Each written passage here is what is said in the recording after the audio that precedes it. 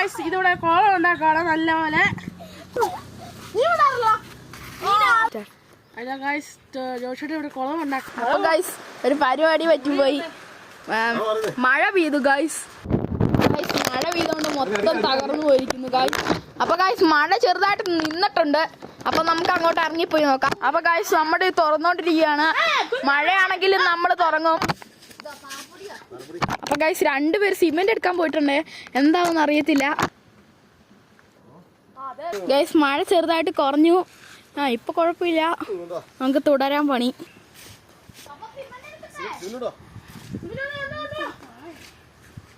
Start.